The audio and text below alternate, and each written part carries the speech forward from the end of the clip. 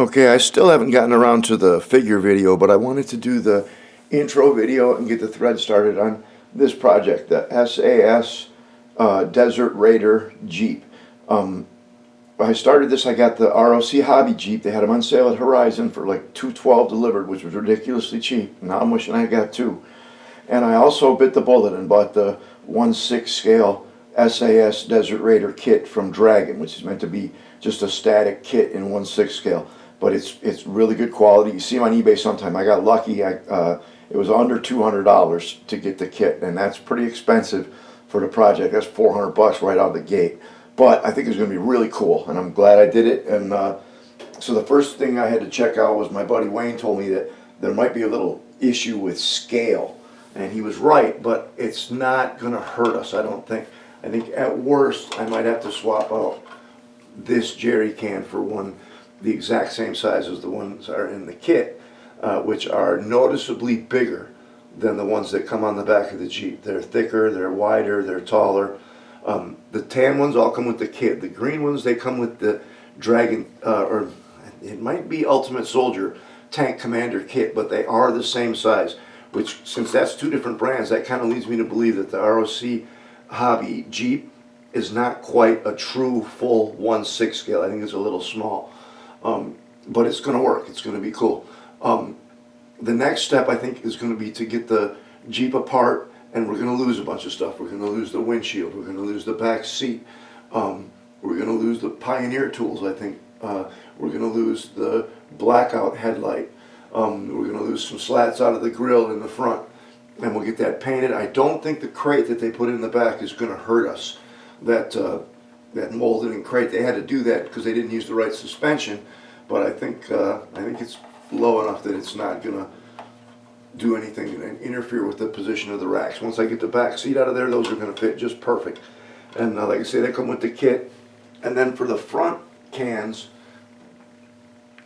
they have, the kit comes with plastic racks for each of those 5 cans. They also come with a photo etch for this, which I think if I was doing a static model, I know if I was doing a static model, I would definitely use the photo etch. But for RC and the pounding it's going to take, I just might go with the plastic racks. For these, they will mount, and it came with the, I've got the straps, I've got the buckles for the straps, all that comes with the kit. Then there's the extra coolant tank that mounts on the front, and it's got the hoses and stuff for it. And that's, you're not going to be able to tell. That's the thing about the scale. Most of the stuff I'm going to be using, I don't think you'll really be able to tell.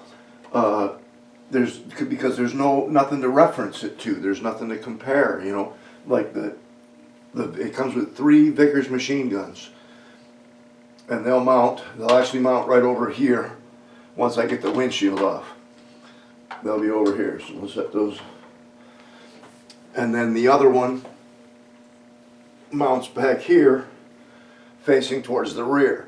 Now you can put a 50 cal in one of these, but I'm not gonna, because that wasn't on the SAS Jeep, and I think part of that might be so that you didn't have to carry 2 different kinds of ammo. But we'll lose all that stuff. We'll get it painted, armor sand. This thing's going to take a lot of weathering. Usually I don't like to see models over weathered. I don't like that effect, like these guys that got a tank that looks like it's been sitting in a field for 50 years and the tracks are all rusty, and you know, it's a cool effect, but you can get carried away. On this one, you kind of have to. These Jeeps really got beat up. They really took a pounding. So, like I said, we still haven't sorted out the sound. Everything else is good as far as RC is concerned. We'll remove the one light. Now, so far I picked up 2 different figures. I actually picked up 3, but these are the 2 that I've decided I'm going to use for this. And I've got uniforms on the way. I've got 2 uniforms, just really trousers and blouse, but they're supposed to be SAS North Africa uniforms. I'm not sure if I want to use shorts on these guys. I'm leaning towards trousers because of the funny knee joint they got on these models. But this guy, he's got that oh-so-British mustache. He definitely had to be part of the crew. I picked both of these guys up because they came with good kit. This guy, he came with a Sten gun. He's supposed to be a British paratrooper. And he's got a couple packs around here. And this guy came with like 3 different packs that I don't think originally came with the figure. I'm not sure if he's, I know he's Allied, but I don't know if he's American or British or what. but their uniforms are all getting swapped, and I'm going to do their headdress from scratch. They have like the Arabs wear, with the white cloth and the cord holding it around their head. I'm going to try making my own for those. I've got plenty of pictures of these. It was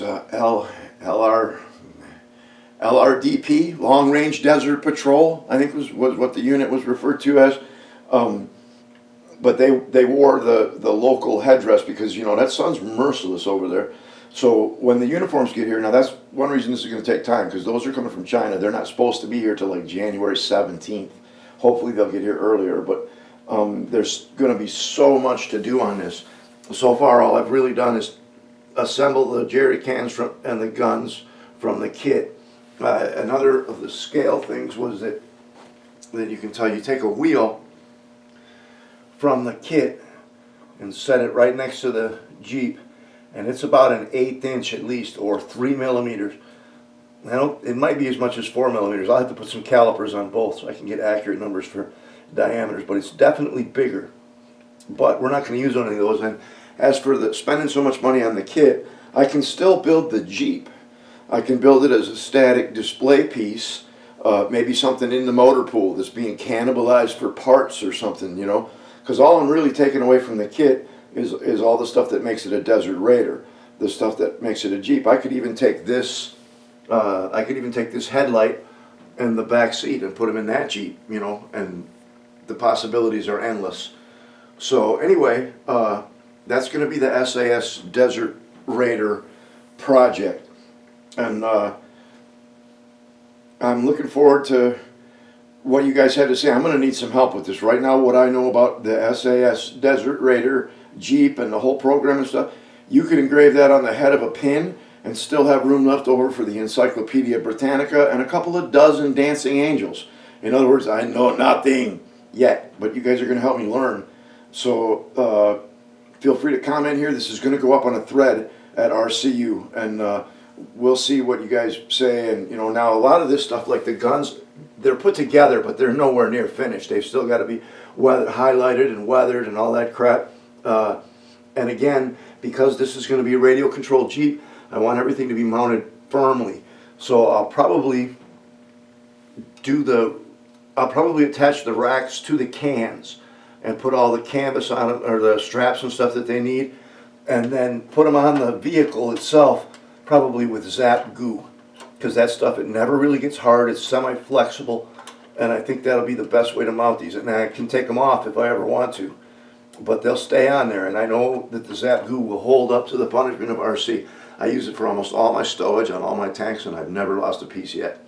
So that's the project, SAS Desert Raider. I need more jerry cans. I got a thing on eBay right now, and this guy, he's got 7 of them, but one's not a Dragon, and he wanted like 75 bucks, so I offered him 50, and he countered with 60. So I'm gonna see if he'll just sell me the 3 good ones for like 25 bucks, and he can put the other 4 up as a separate lot or something. But anyway, this video has gotten way too long already. So that's the SAS Desert Raider Jeep project. We'll see you next time.